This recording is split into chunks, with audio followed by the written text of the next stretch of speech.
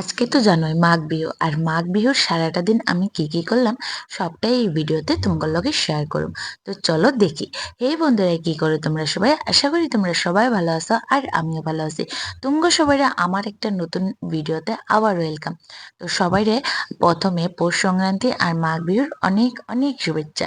তো এদিকে দেখো, আমি আজকে ঠাকুর ঘরে দিয়ে কিন্তু ভিডিওটা শুরু করলাম। যেহেতু আজকে সকালে ঘুম থেকে ওঠার পর আজকে তো জানোই জলদি জলদি কাম কাজ সারতে লাগে। তো বাসি কাজটা সাইরা নিছি, সাইরা এদিকে দেখো ঠাকুর দিয়ে নিছি। আর আমগো শ্বশুর বাড়িতে না একটা নিয়ম আছে যে সূর্যদেবরে পিঠা দিতে লাগে খাইতে। তো এই নিয়মটা আমি জানতাম না, তো মা এটার লেগে স্নান করে আয়া আগে এই নিয়মটা করে নিছে। ওইদিকে যে দেখছো সাদা সাদা পাঁচটা, তো ওইটাই সূর্যদেবরে পিঠা খাইতে দিছে। এটা আমি ভিডিওটা নিতে পারিনি, কেন কি তখনকার মানে আমার স্নান টান হয়নি, তো তার লেগে আরো। তো এদিকে দেখো মা এই নিয়ম করার পর মা গেল গা পিঠা বানাইতে, আর আমি এদিকে স্নান করে আয়া ঠাকুর উকুর দিয়া নিছে। আর তুলসী মারও পূজা উজা করে নিছে। আজকে তো নিয়ম আছে যে মানে তুলসী মারে দেওয়ার পর তারপরে ঠাকুরে দেওয়ার পর ঘরে ঠাকুরে দেওয়ার পর তারপর পিঠা মুখে দিতে লাগে। তো ওইদিকে আমি এগুলাই নিয়ম করলাম। আর এখন এদিকে দেখো মা এখানে দেখো পাটিসাপটা চিতল পিঠা এগুলা বানাইতে শুরু করে দিছে। আমগো কিন্তু সকালবেলায় বানাইছে। আর একটা জানো তো, আবার আর একটা নিয়ম আছে শ্বশুর বাড়িতে, যে চিতল পিঠা প্রথম খাইতে লাগে মানে বানাইতে লাগে। তো তার লিগে দেখো মায়ের চিতল পিঠাও কিন্তু বানাইছে। আর আরেকটাও কথা, যে আমার যে দেখতেছো ড্রেসটা গ্রিন কালারের নাইটি, তো এটা আমার কইতে গেলে ভাইফোঁটাতে গিফট পেয়েছিলাম, তোমার লগে তো শেয়ার করছিলাম। তো আজকে কিন্তু আমি নতুন ড্রেস পরছি। ওইদিকে দেখো আমি তো জানি না পিঠা বানাইতে, তো মা কইলো তুমি আও আয়া একটা পিঠা বানাও, তাহলে না শিখতে পারবা।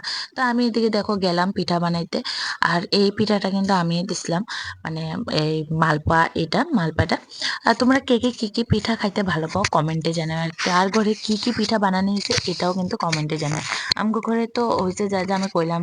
আর আর যেহেতু সন্ধ্যাবেলা আমি এখন ভিডিওটা রাত্রে বইয়ে এডিট করতেছি, তো সন্ধ্যার সময় কিন্তু পায়েসও বানানি হয়েছিল। তো এগুলাই পিঠে আরো আমগো ঘরে বানানি হয়েছে। আর এদিকে দেখো তারা দুই ভাই বোনে কে পিঠা বানাবো পাটিসাপটা বানাবো এই নিয়ে কিন্তু তাগো দুজনের মধ্যে চলতেছে আরো ঝগড়াঝাটি, যে আমি বানাবো, কয় না আমি বানাবো। তো যাই হোক, বড় যেহেতু তো ওই বানাই। এদিকে দেখো আজকে তো তোমরা শর্ট ভিডিওতে আমার দেখছোই যে আর চুলাতে বইয়া বানানি হইতেছে মাটন। আর এই জিনিসটা না আমার ফট করে মাথাতে আইলো, যে আজকের খাওয়ার যেহেতু রান্নাটা একদমই শর্টকাট, মাটন বেগুনের এই যে বেগুনি যেটা বানায় বেসন দিয়ে এটা, আর ভাত। তো আমি ভাবলাম কি যে মাটনটা যদি আমরা চুলাতে বানাই তাহলে কিরকম হবে। তো সবারে কইলাম, তো সবাই কইলো হ্যাঁ ঠিক আছে বানাও, ভালোই হইব, খারাপ তো হইব না। আর চুলায় রাঁধলে তো জানোই খাইতে খুব টেস্টিও হয়। আর জানো তো খড়িগুলো এতটাই মানে ভালো আসলো না, বেশি সময়ও লাগে না আজকে রান্নাতে। আর মানে কি কমো, সব জিনিসের একটা মানে ইয়েটা থাকা ভালো, মানে কি কমো যে না গ্যাসে যেমন রান্ধি চুলাতে এমন রান্ধা। হ্যাঁ ছোটবেলায় জানো তো করছি, ঘরে যেহেতু মানে একদম ছোটোর থেকে পাইনি যে গ্যাসটা, তো তখন অল্প স্বল্প করছি চুলাতে রান্না। তো অল্প স্বল্প মানে আরো পারি, কিন্তু না করতে না করতে দেখো একটা অভ্যাসও জায়গা চুলার ইয়েটা।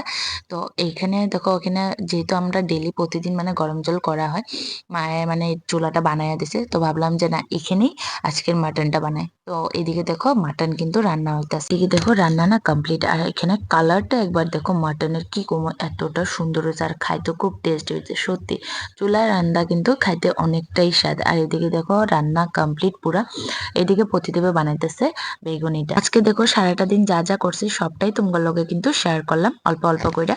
যদি তুমগো সবার আমার ভিডিও যদি তুমগো সবার ভালো লাগে থাকে, একটু লাইক আর একটু শেয়ার আর একটু কমেন্ট করে দেবা। তো এখন বাই বাই সবাই রে।